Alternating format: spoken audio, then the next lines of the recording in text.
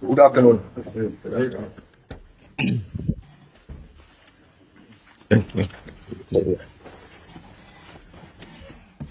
afternoon. Welcome everyone to our press conference for our Champions League game against Bayern Munich tomorrow night. Scott Mctominey, Ten Hag, please identify who your question is for. Should start with Simon. Hi, Eric. Simon. You're obviously not in a great position going into your final group game. What would the feeling around this club be if you can't qualify out of this group? I don't know. What I know is I never think in a negative scenario. I think we think positive, and so we know what to do. We have to win to stay in Europe, so it's all about that. So we will prepare the team with that feeling and with that belief that we are able to do it. And I think we have shown in the last weeks when we are on our best, and then we can do it. And Scott, the manager's mentioned about being at your best.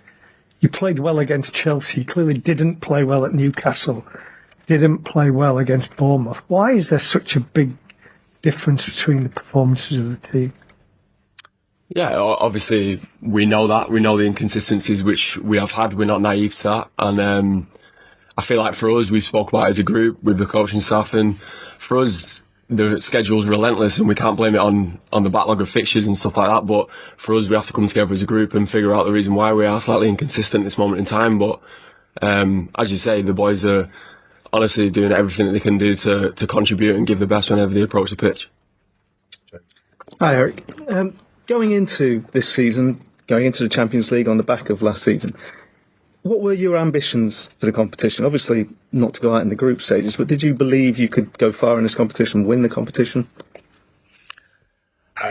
First, I don't think about winning the competition when you start the season.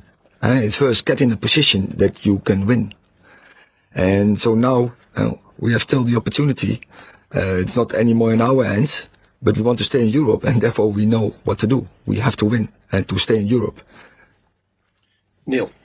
Scott, you've had a great revival of your own career here at Manchester United. Did you fear there was a moment where you might believe in this club? There's always speculation and different things surrounding every player at Man United. You have to perform to stay at this football club, and I've known that since I've been a young boy watching lots of senior pros come through and obviously academy players as well. And for myself, it was a case of just get your head down and work, and there's not really too much else to say, to be honest, other than that. And you've had what would you put it down to? Your goal scoring form and everything is the faith the manager's put in you, bringing you back into the team? Of course, that's the faith of the manager has been a massive one for me, and you want to repay that as much as you possibly can in terms of when you do get minutes on the pitch. And that's the life of a football. You're going to have ups and downs in your career. It's not always sunshine and rainbows, and for me, I've always approached it that way, with a clear mind and a clear head, where whenever I do get the opportunity, I want to take it and I want to show that I can do it, and I'm there to help the team as well. Simon. Eric, first of all, just wondering how the team's looking. Is there anyone returning or anyone unavailable? It's a condensed program, so we have a training. So in this moment, I'm not sure about everyone who's available for tomorrow. So a question mark is, for instance, on Victor Lindelof, if he can make it or not. We have to wait and to see until tomorrow, and then we know. And you're saying you're not looking in a negative way towards the game. You're facing a side that hasn't lost a group stage game in the Champions League since September 2017. You're coming off the back of the Bournemouth match. What does give you hope? It's our team. we are not consistent, clear, but we have also very good performance and highs. So if we get it when we are in the right spirit, and then we are able to do it, then we are able to beat any opponent. Dave. Just following up on that question, what gives you the belief, Eric, that the team can win tomorrow and extend your stay in Europe? Because the form hasn't been good. It's been 14 goals conceded, 3 defeats. What gives you the belief? What have you seen that gives you the belief the team can go ahead and do that tomorrow night? As I said, the game against Chelsea and the game against Everton. even the game against Galatasaray. And so I know this team can perform really high levels. And that's not that we did it 3 months ago. No, we did it last week. And so I know we can do it. And when we have the right mood, we have the right spirit, starts with the right attitude, if everyone is ready for it, we are able to do it. Is the biggest concern for you that you don't know which of your teams is going to turn up? Because, you have a great performance against Chelsea, then you have what happened at the weekend. Is that the most frustrating thing for you as a manager? You don't know which Manchester United is going to turn up? It's not about to get frustrated about that. We have to work about that. So so that's my responsibility, to set the team, to prepare the team, that they improve on that fact. And I will give everything, and I know my players do as well. Paul. Belief, Eric. How do you inject that belief into your players? What kind of methods do you employ to give them that? I only have to show them the clips from Chelsea and how we can play. And if we do that, if we are there all on one page, stick together, we will make and we have a good plan.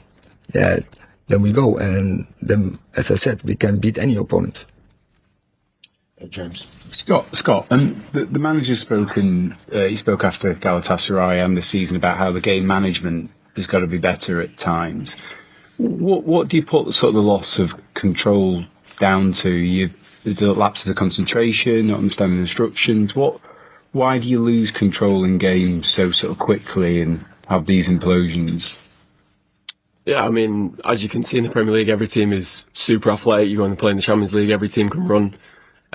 For us, a lot of the time we need to match that and more whenever you're playing for this football club, and that's been a clear message for all us players on the pitch when we are playing, that we need to get together. Sometimes it's the manager can't do too much whenever he's on the sideline. It needs to come from the players, and we need to stick together while we are on the pitch as well. So, as you say, with the ideas that we've had and sometimes the way we've played has been amazing, and it's finding that consistency and that balance where we can continue to do that on a regular basis with high energy levels. And like the manager says, when you play against Chelsea like that, we can do good things. Hi, Eric. In the first game against Bayern, there were a lot of injuries to contend with, but the team responded quite strongly to conceding goals, and it was quite a tight end to the game. Do you take encouragement from that performance going into the game tomorrow night? Yeah, of course. There were stages in that game, and we played very good. And we are also, it was head to head in that game for a long time in the game. But also we suffered some mistakes were absolutely avoidable. But that is one thing is sure: when you play against Bayern Munich, you have to play your best. Because they have a good team and they have very good individual players. But as I say, Chelsea had also amazing players, and we went head to head to them, and we dominate them. So I think we can do it against Bayern as well. Hi Scott, for both of you. The atmosphere was very loud in Munich. It was bouncing in Copenhagen. It was brilliant in Istanbul. What do you two want from Manchester United fans tomorrow night at Old Trafford? Yeah, that's clear. I think Old Trafford is not a nice place to come for an opponent, and we are aware of it. It starts with us, but then, of course, then you hope that the fans, we are together. And as long as I'm here, I always have the feeling we are absolutely together. There's a very strong bond between the team and the fans. They're always behind us, even when we have big setbacks. And they're staying behind us. They're supporting us. So yeah, I'm very happy with that. But we have to take the responsibility. It starts with us. We have to energize them. Hi Eric, you said on Saturday that you didn't think that the squad was good enough to be consistent, but in the second half of last season you were consistent enough to finish third. You reached 2 cup finals. What has the biggest change been from then to now to make you say on Saturday that you didn't think that you're good enough to be consistent at the moment? We had a regular team, not so many changes. I think especially in our back line, we had a long time. We had a regular formation, and that helps you, and then you get the routines in, and so we have to wait for that, and till that moment we have to deal with it, and as every team has to deal with it, and it's not only us. But I'm sure when we get back to regular base, then we will play better, and you have a better opportunity to win games, and you have a better opportunity of a chance that you are consistent. It's simply then a personnel issue rather than a mentality issue. I think first of all it's a personal, and then but I'm aware, and that's my job. We have to be we have to be really tough if you have to do it every third day. But we are not the only team. I see the inconsistency from all the teams in this period in the Premier League, and I think players are not robots. But the team who can deal the best with, they will come most far. Last question, Fred.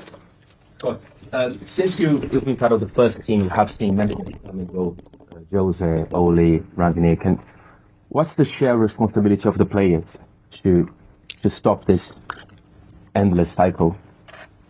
It's the players' responsibility, first and foremost.